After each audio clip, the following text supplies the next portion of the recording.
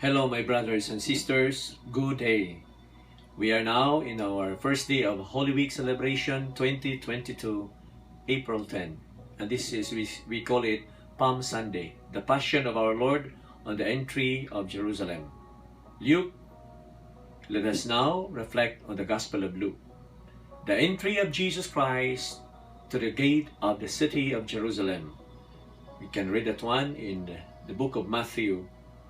In the ancient Middle Eastern world, leaders ride horses if they will go to war, and they ride on donkeys when they come to peace. All were singing during that time of Hosanna. All were happy, as if the political liberator would come. All were singing the song of peace, because the coming of Jesus at Jerusalem was to teach to the people peace and love of the Father. His intention for coming was not to disturb the life of the Jews on their ordinary routine. People were present there, and some of them were enemies of Jesus. They wanted him to die by accusing and even destroying him. Others who were there showed indifference. They did not give importance to Jesus. They just only observed, and they didn't care at all, as if Jesus has no value. And the last group were Jesus' witnesses. They were moved, touched, and believed in him. Amidst these people who welcomed him, he fulfilled the prediction of Zechariah. Worldwide peace proclaimed by this humble king will be a fulfillment of angels' song. In Luke chapter 2, verse 14, glory to God in the highest, and on the earth peace, goodwill toward men. Now, the question is, after the entry of Jesus in the city of Jerusalem, what will happen to them? Or what happened next? Here, at this juncture, let's reflect and delve into the deeper core of God's mercy and salvation plan for us. The reenactment entry of Jesus to Jerusalem reminds us, my brothers and sisters, of the warm welcome Jesus received from the fellow Israelites. In the same manner, then, the fresh palm leaves, one religiously called ramos, show that we have welcomed Jesus into our hearts anew today. In just a few stalks, however, these green ramos will turn pale and try to signify the greatest expression of self-giving. The blessed palm branches that we take home should serve as a constant reminder of the victory in which Jesus, as a suffering servant, won for us by dying on the cross. Jesus made the perfect atonement for the sins of mankind.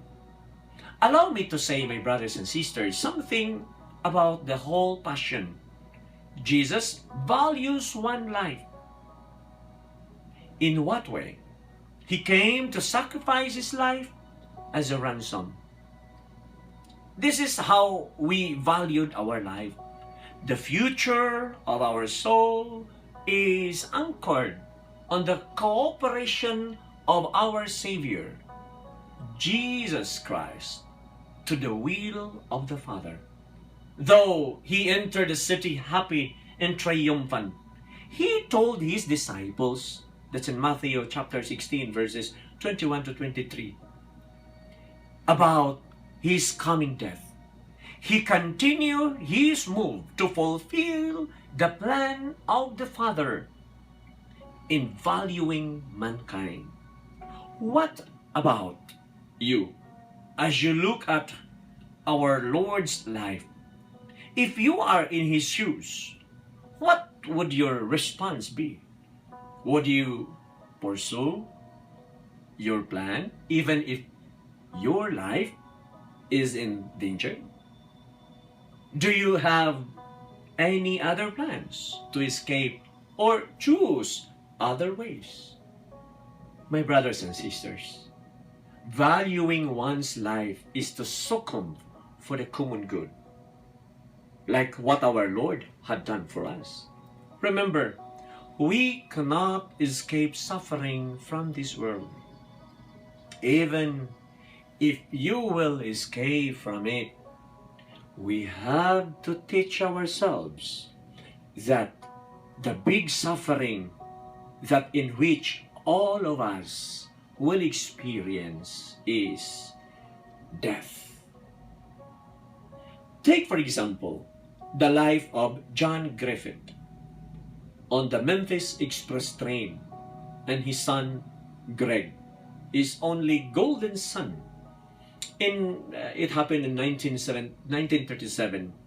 Greg, his son, was amazed because of the work of his father as an operator of the huge bridge where the train would pass. A bridge where his father can move. He was so proud of his father controlling such a stupendous structure. At noontime, the father and the son went down into the observation deck for lunch.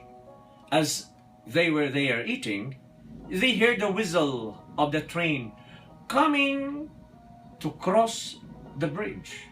So he told his son to stay behind in the table, for he would go back after the maneuvering of the bridge.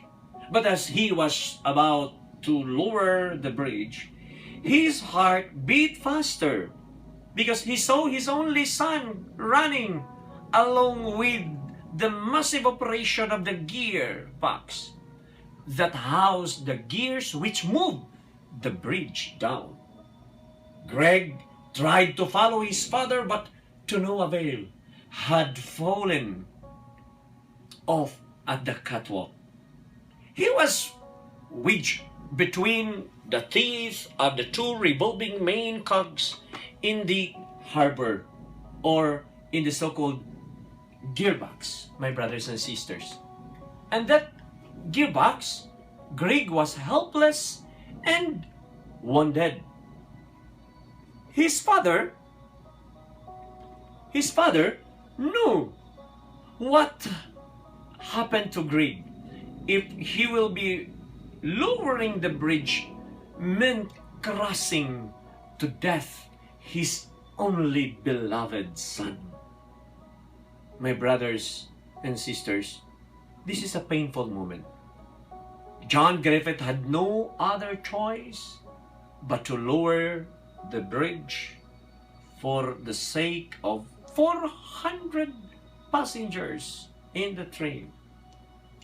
But what about his son, Greg? His only pride, his only joy, his only happiness. Then he covered his eyes. John lowered the bridge,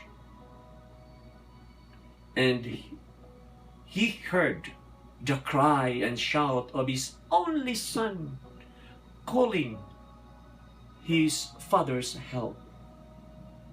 The cries of his dying son were quickly drowned out by the sound of the roaring train.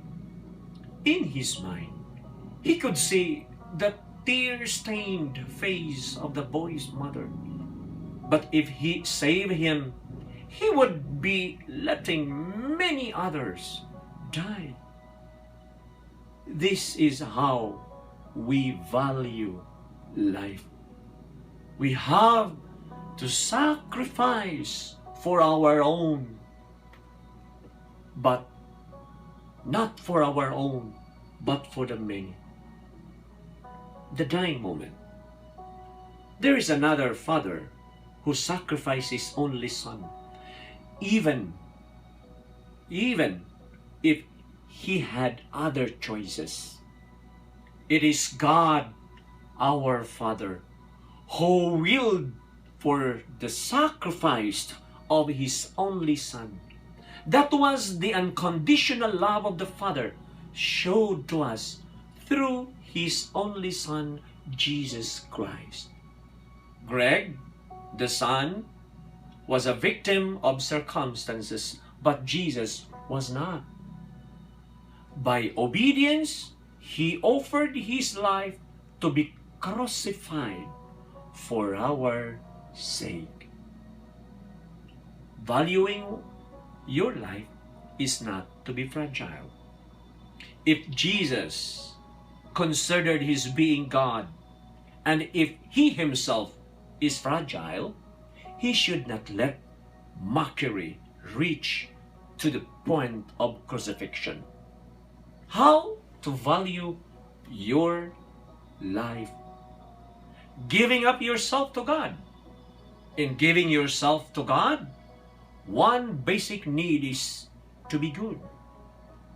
When you will say, I want to be good, that idea of what is good is a reflection of what they value or what you value.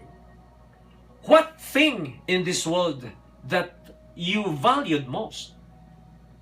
Others will see it as building a family. Others will see it as having a lot of exciting experiences. Whatever it is determined by your personal values. Because being good is to be in consonance with what Christ taught us. This is precisely what Jesus was doing and telling the crowd. He was doing good in helping a man become cured. And yet, he was going to be accused of serious violation of the law. Remember, if a tree bears many fruits, this tree will be stoned. Many will throw a stone at a fruit-bearing tree. To value one's life is not to be praised by other people. Rather, setting as an example on how to improve or change the lives of the people. Improve yourself. How? In this Palm Sunday, my brothers and sisters, as Jesus prepared for his coming death, he is also performing his great yes to save the world. Let us be in one with Jesus in his passion in our own little way. Even how little our participation is, it is great before the eyes of our Lord. It is in this way we can show to him that we are productive in joining his mission here on earth. As we enter the solemnity of Holy Week, let us honestly look into ourselves. Are we, in one way or the other, among the crowds who shouted, Hosanna, but after a few days shouted, Crucify him, by falling easily into sin? By this time, we should realize that sinners as we are, Jesus took all the punishment each one deserves. Having this in mind, let us express our deep devotion by continuing to follow Jesus through then holy celebration of Holy Thursday, Good Friday, Black Saturday, and most of all, Easter Sunday will be a meaningful one. May God bless us all. In the name of the Father, and of the Son, and of the Holy Spirit. Amen. God bless and